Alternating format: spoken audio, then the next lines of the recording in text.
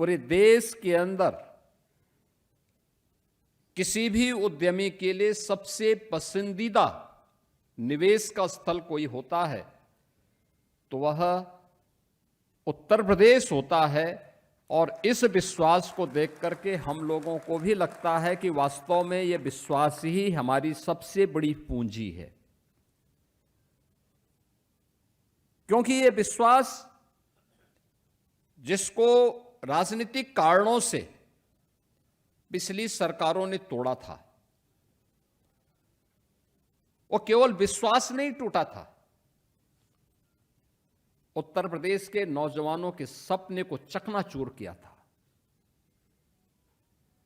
उत्तर प्रदेश वासियों के सामने पहचान का संकट खड़ा किया था। देश के सबसे बड़ी आबादी के राज्य के सामने उसके वजूद के संकट खड़े किए गए थे।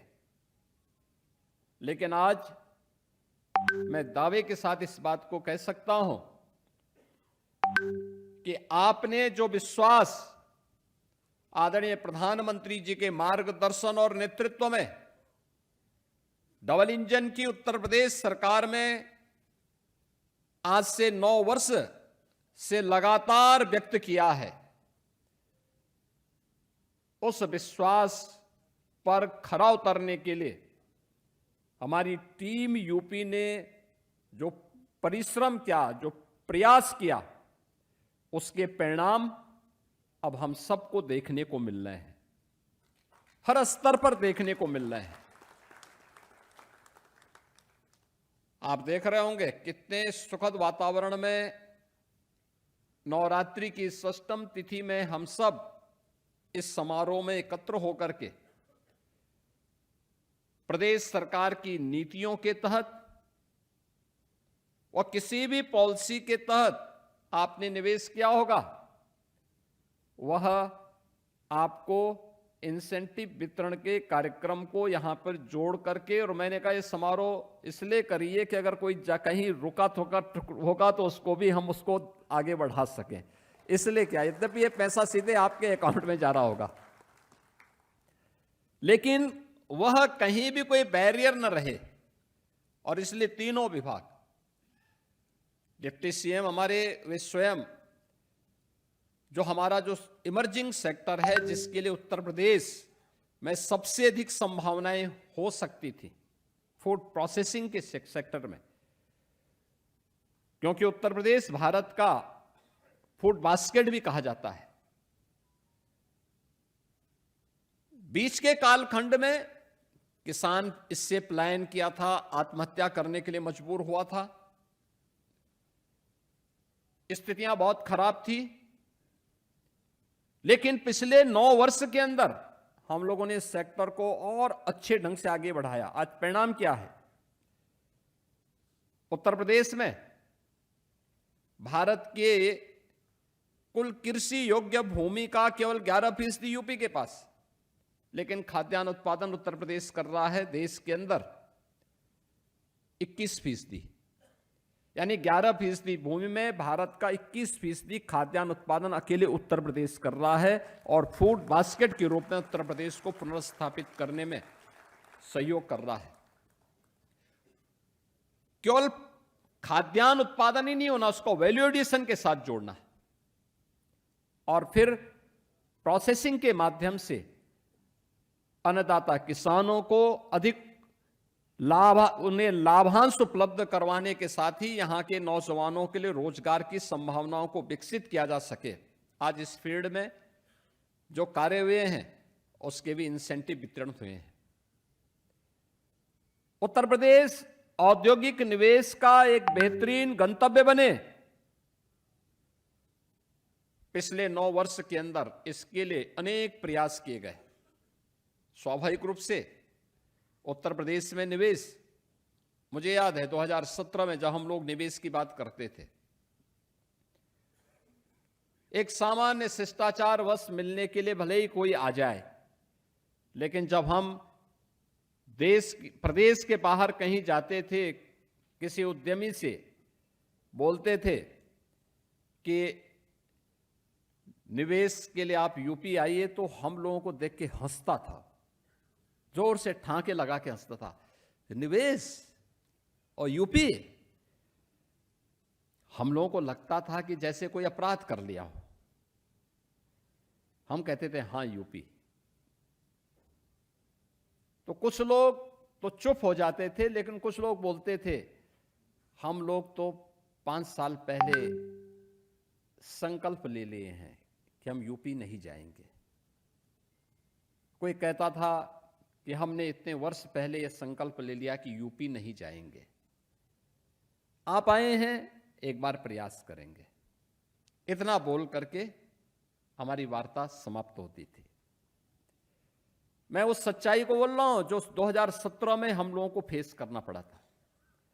और फिर मुझे लगा था कि यूपी के परसेप्शन को 2 कारणों से ये खराब हुआ है। एक, उत्तर प्रदेश का जो परसेप्शन खराब होने का कारण था, सब कुछ हमारे पास था, और मैं इस बारे में मानता हूं कि क्या नहीं हमारे पास था। डेमोग्राफिक डिविडेंड भारत का ही नहीं, दुनिया का सबसे अच्छा यूपी के पास। लेकिन पहचान का संकट, ये पहचान का संकट किसने खड़ा किया? एक, हर थाना क्षेत्र में, हर जनपद में एक समानांतर सरकार चलाने वाले माफिया गिरोहों ने, वह किसी न किसी राजनेता के गुर्गे के रूप में वहां समानांतर सरकार चलाता था।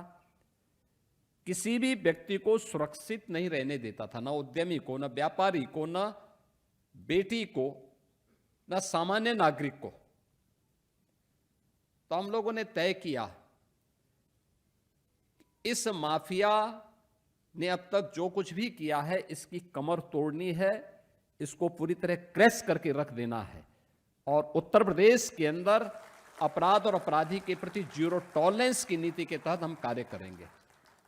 बहनों और भाइयों, 0 टॉलरेंस की जो नीति पहले दिन से उत्तर प्रदेश सरकार ने लागू की, वह अनवरत रूप से आज भी बनी हुई है। अपराधी कोई भी हो, माफिया कोई भी हो, किसी भी प्रकार का कोई सरपरस्त क्यों न हो, अगर उसने कहीं दुस्साहस किया तो ये मान करके चलिए कि वह अपने उस दुस्साहस के लिए यमराज के पास जाने के लिए अपना टिकट काट रहा है। 0 टॉलरेंस के साथ ही हर सेक्टर में 0 करप्शन भी दिखे, और 0 करप्शन की इस पॉलिसी को सख्ती के साथ लागू करने का परिणाम आज हम सबको लगता है। मुझे जब बाहर जाने का अवसर मिलता था, हम कहते थे यूपी में निवेश करिए, तो उस समय लोग हंसते थे। आज जब उन लोगों का फोन आता है कि हम निवेश करना चाहते हैं, तब मुझे लगता है कि देखिए, हमने 5 साल 8 साल पहले जो बात कही थी, आज वो जमीनी धरातल पर उतर रही है। और मैं वही इसी बात को लेकर कहने के लिए आया हूं कि ये जो कुछ भी आज आपको देखने को मिला है, ये उसी का परिणाम है। जो सरकार ने पहले दिन इस बात को कहा था कि हम प्रदेश में, प्रदेश के डेमोग्राफिक डिविडेंड के अनुसार उस प्रकार का वातावरण देंगे, तो आज हम सब के पास यूपी जैसे राज्य में आपके लिए तो बहुत अच्छी संभावना है निवेश करने के लिए। आज भारत के अंदर सबसे अच्छा लैंड बैंक हमारे पास, यूपी के पास वर्तमान में निवेश करने के लिए 75,000 एकड़ का लैंड बैंक है यूपी के पास, कहीं आपको नहीं मिलेगा। यहां पे सीमलेस कनेक्टिविटी के साथ ही बिजनेस का उस प्रकार का वातावरण भी उत्तर प्रदेश ने दिया है, और देने के लिए पूरी प्रतिबद्धता के साथ कार्य कर रहा है। याद करिए ना, हम लोग आए थे, यूपी के अंदर एक्सप्रेसवे नहीं थे, 1.5 एक्सप्रेसवे थे। यमुना एक्सप्रेसवे के बाद आगरा लखनऊ एक्सप्रेसवे अधूरा था। उसको पूरा करने के बाद आज हम लोगों ने देश के अंदर एक्सप्रेसवे में अब तक 55% हिस्सेदारी यूपी की है और गंगा एक्सप्रेसवे अगले महीने हमारा तैयार होने वाला है। जैसे ही प्रधानमंत्री जी के कर कमलों से हम इसका उद्घाटन करवाएंगे तो एक्सप्रेसवे में उत्तर प्रदेश की हिस्सेदारी 60% अकेले भारत के अंदर यूपी की होगी। एयरपोर्ट यूपी के अंदर लगभग 2.5 एयरपोर्ट संचालित होते थे। 2.5 का मतलब 2 एयरपोर्ट पूरी तरह क्रियाशील थे, लखनऊ और वाराणसी का, और आधे में गोरखपुर और आगरा का था। गोरखपुर एक फ्लाइट आती थी, वो कभी कभी आती थी, और आगरा में भी एक फ्लाइट आती थी, वो कभी कभी आती थी। कोई भी इस प्रकार का वातावरण नहीं था। आज हमारे पास 16 डोमेस्टिक एयरपोर्ट हैं, 4 इंटरनेशनल एयरपोर्ट हैं, और भारत का सबसे बड़ा इंटरनेशनल एयरपोर्ट जेवर में इसी 28 को प्रधानमंत्री जी के कमलों से उद्घाटन होने वाला है। यह भारत का कार्गो का सबसे बड़ा और लॉजिस्टिक का सबसे बड़ा हब बनने वाला है। और साथ ही साथ जेवर के माध्यम से हम लोगों ने जेवर में एमआरओ की भी एक नई फैसिलिटी हमने दी है, जो भारत के अंदर पहली बार आपको देखने को मिलेगा। Aircraft maintenance, repair and overhauling का यह भी हम वहां पे देने जा रहे हैं। इनलैंड वाटरवे की सुविधा आपने देखा होगा, वाराणसी से पूर्वी बंदरगाह को जोड़ने के लिए देश का नंबर 1 का इनलैंड वाटरवे आज यूपी के पास।